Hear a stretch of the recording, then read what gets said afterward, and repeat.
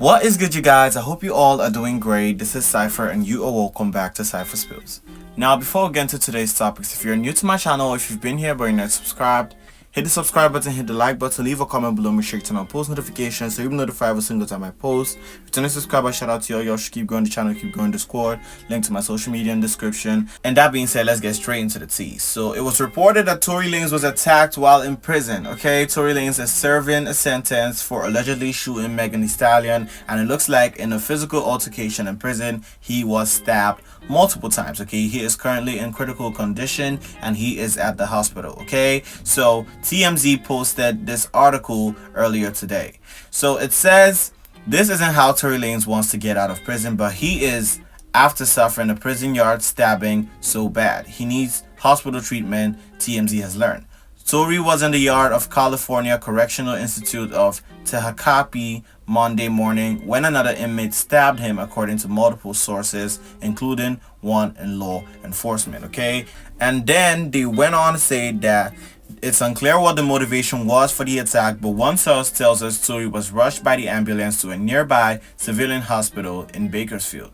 Just last week, he posted a pic of himself looking pretty buff behind bars and bragging his next album will be dropping soon. So looks like his fans are pissed about this and they feel like this was a targeted attack from the people who are responsible for him being behind bars. And Megan Thee Stallion fans are kind of happy about this. Some of them are wishing that he gonna DIE from there. Okay, so let me know how you guys feel about this. And this is not a good look, okay, because it's out here looking like they are the ones responsible for this. Okay, but his team has put out a statement ever since the accident happened, and here's what they had to say. So on Tory Lanez's Instagram, they posted, Tory was stabbed 14 times, including 7 wounds to his back, 4 to his torso, 2 to the back of his head, and 1 to the left side of his face.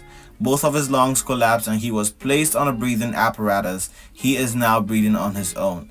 Despite being in pain, he is talking normally, in good spirits, and deeply thankful to God that he is pulling through.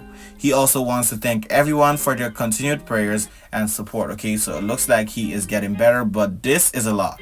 14 times, I mean, that's a lot of times to be stabbed. I wonder what was the cause of this.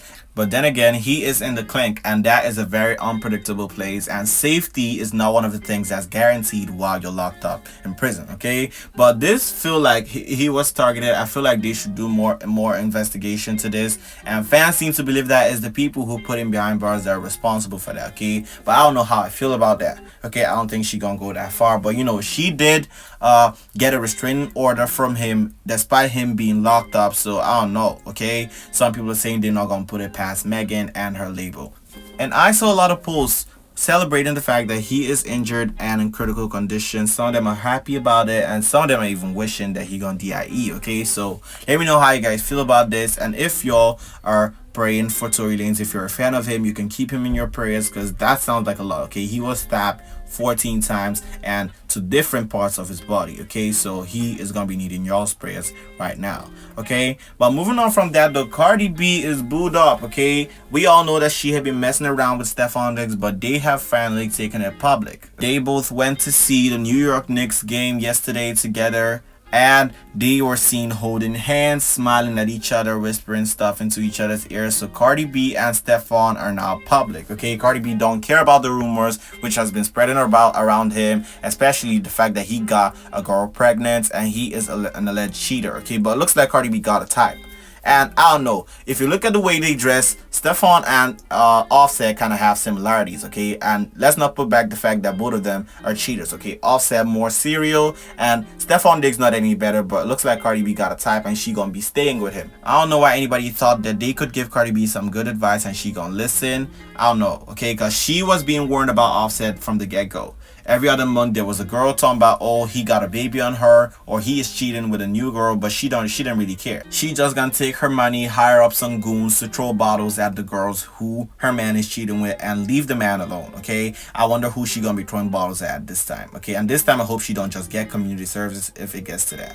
Now, moving on from that though, Fans seem to believe that Doja Cat might be shady towards Nicki Minaj yet again. Okay, it looks like it's a pattern now for Doja Cat. Every other business day, she gonna come out and do something which is shady towards Nicki Minaj. Either she's featured on a track or drop a song with sneak dissing lines, or she gonna like a post which is shady towards Nicki Minaj. But this time, she decided to share a post which was shady towards Nicki Minaj. Okay, and the post is still up on her Instagram. Despite people dragging her, Doja Cat is still standing 10 toes down, and she ain't even removed the post. Okay, but the content of what she shared was a YouTuber who was giving their opinions on how people hate women in the industry, and they made a reference to the whole beef back and forth with Megan Thee Stallion and Nicki Minaj last year with Hiss and Bigfoot. Okay, and they were kind of being shady towards Nicki Minaj, and Doja Cat still shared this post and left it up there despite people tagging her and dragging her for it. Okay, so y'all should take a listen to what this girl had to say in the post that Doja Cat shared. The line, "These hoes ain't mad at Megan, these hoes mad at Megan's Law." Megan's Law requires community notification of sex offenses, meaning offenders not only have to register with local law enforcement, but that registration also then has to be made public. This lyric could be about anyone, clearly. In hindsight, a lot of people consider it a shot at Drake. They view it as a catalyst for the Kendrick and Drake beef. However, Nicki Minaj made the lyric about herself, and everyone paid the price for it. The same day that Hiss dropped, Nicki Minaj began a Twitter crash out that would last nearly a week. The point was to defend her family and avenge her husband, who is on the offender registry. It quickly turned into a stomach-churning, one-sided spar of violence masquerading as rap beef. Nicki accused Megan of lying about being shot. She accused Megan of having an intimate relationship with Tory Lanez, which by that point Megan had already addressed in 2022 and holds no bearing on him abusing her. Nicki then made fun of Megan's alleged alcoholism.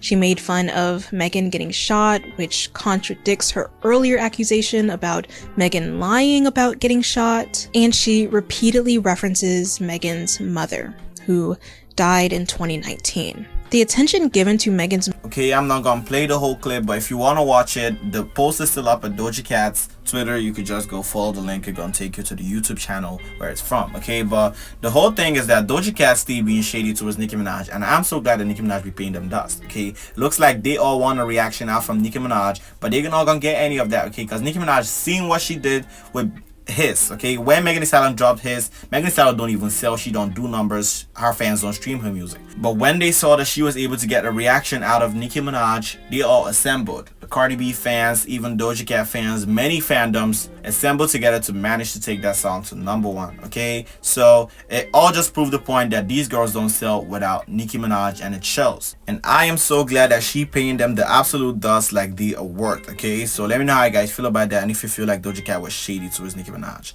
And also Doja Cat's song with Don Toliver, "Lose My Mind," debut at #20 on the Billboard Bubbling Under Hot 100 charts. Okay, it looks like it's starting to be a thing.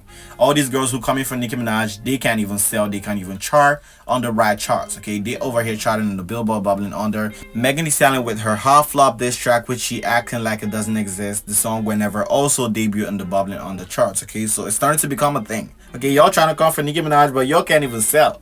I mean, you gonna diss Nicki on a song and it's gonna flop. I mean, come on, it's very much embarrassing, and I love to see this. Okay, did all that yapping and yelling on the beats just to tank so damn hard. I know Nicki Minaj somewhere cackling in her house.